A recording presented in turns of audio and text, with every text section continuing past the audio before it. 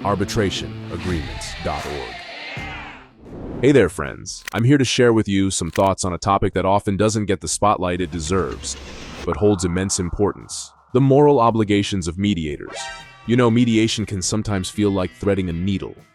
It's delicate and requires a steady hand and a clear vision. So let's delve deeper into this, shall we? But first, please give this video a thumbs up, press the subscribe button, and hit the notification bell so you can stay up to date about important alternative dispute resolution topics, which can keep costs low for you whenever problems occur. So, imagine you're a mediator, a bridge that connects conflicting parties, facilitating a harmonious dialogue, working towards a solution that's beneficial for all. Your role, in essence, is to be the beacon of neutrality, impartiality, and trust. Now, being in such a role, it's fundamental to practice fairness and equality.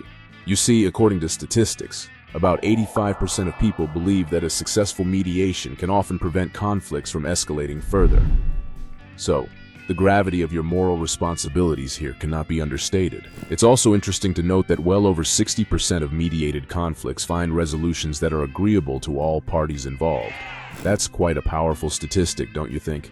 It kind of shows that with the right approach, a lot of disputes can be managed amicably, without escalating into something worse.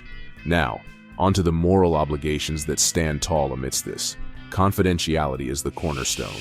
As a mediator, maintaining the secrecy of the sensitive information that's handed over to you is not just professional, but morally requisite. And then, there's the principle of voluntariness. You've got to ensure that the parties are participating willingly, without any sort of pressure or coercion.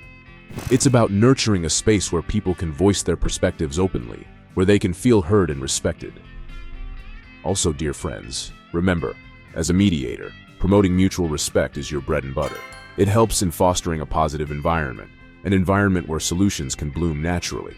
Before we wrap up, let's just touch upon one more critical aspect: self-determination. It's essentially about encouraging parties to develop their solutions rather than imposing one. It's not only empowering, but is seen as a morally upright practice in mediation. To learn more about mediators and their moral duties, please visit arbitrationagreements.org. Also, what do you think about the moral obligations mentioned in this video? Which one stands out to you as being most important? Drop a comment below and let us know your opinion. Please do not forget to give this video a thumbs up, subscribe to our channel, and hit the notification bell so you can receive the latest updates about dispute resolution that can help you succeed.